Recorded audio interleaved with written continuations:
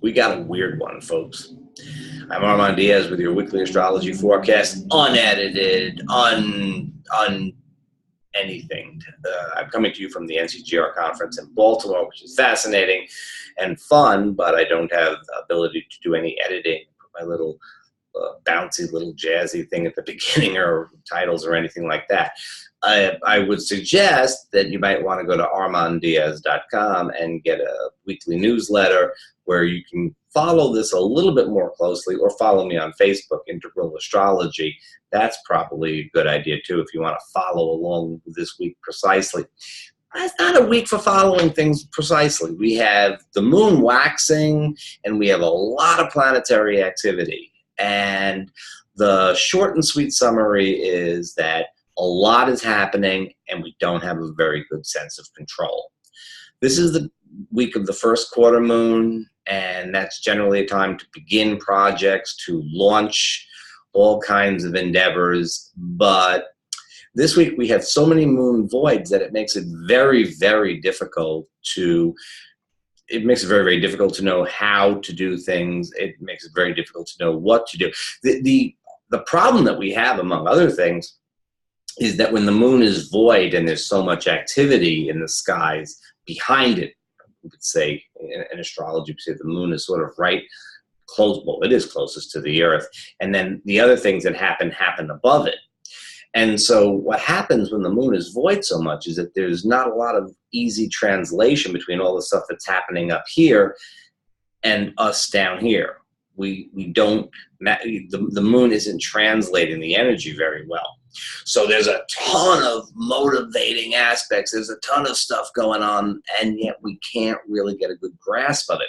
That's liable to feel like things are very much out of control for us, and that just be aware that that's a feeling that is likely to dominate this week. Things feel out of control, or perhaps things are out of control.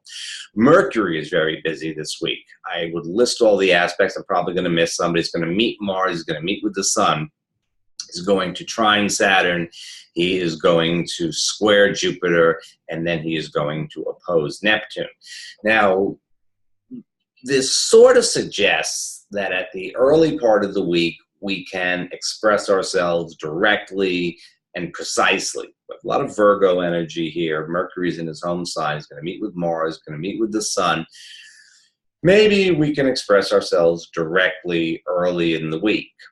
When we get later in the week, however, the squares to Jupiter and the opposition to Neptune, it's kind of like all bets are off. We could get lost in the details. That's one possibility.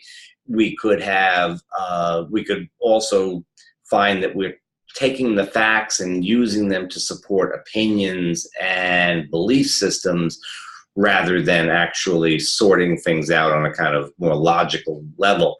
And I think especially with the opposition to Neptune, which comes at a time towards the weekend, Thursday, Friday, Saturday, Sunday, where we have both Mercury opposite Neptune and the Sun square to Jupiter, I think we're kind of at a time where, we could fool ourselves. It doesn't have to be outright deception. Nobody has to be trying to cheat you or anything like that. It's just a time when things may appear to be too good or actually to be really poor. Not knowing exactly what's going on could lead to a little bit of apprehension, fear, and perhaps even paranoia. So, it's not great. The weekend with the moon in Capricorn is probably the best time to get things done. Around the house, I guess, is maybe a possibility, or take work home. During the week, the only 2 days that really seem to me to be days to get things done are Tuesday and Thursday. And even then, I would be a little cautious. Tuesday, the Scorpio moon is our friend this week.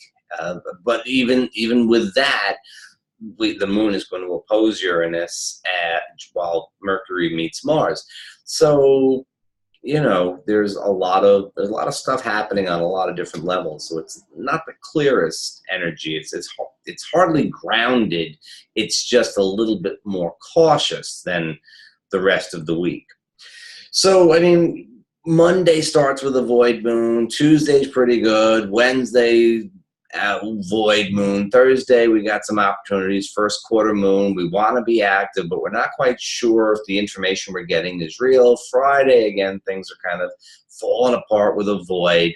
Saturday and Sunday, things are good, but all the way through the weekend, we might be a little unsure about what's going on with all of this Jupiter-Neptune activity getting activated by the Sun and Mercury. So, in truth, for a lot of things, it's not a bad week to wait if you're doing something that is practical and precise. Now, on the other hand, Venus is very active this week, opposing Neptune and squaring Jupiter early in the week, going on to oppose Neptune at midweek, and then trining Pluto as we get to the weekend.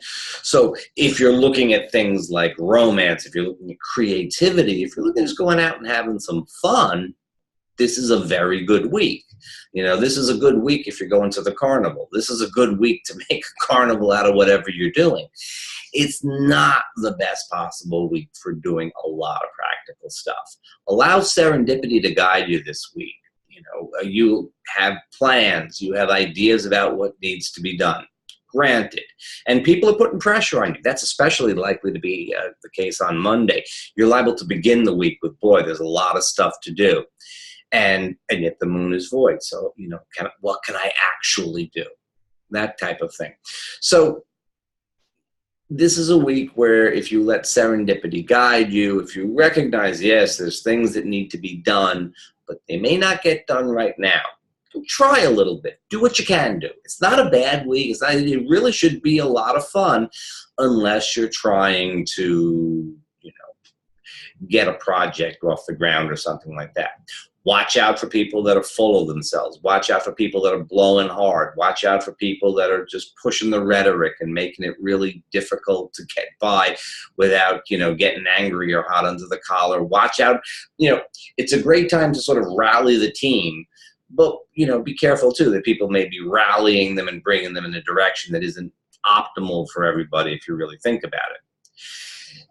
It's a weird week. It's a weird week. We'll see what happens. It's going to be, the forecast retrospectively is going to be more interesting than it is prospectively. But I hope I gave you some little ideas, hints, and strategies how to handle this very wild, very strange, very active, and not very in our control kind of week. It's a good one. Have a good time. And I will see you next week.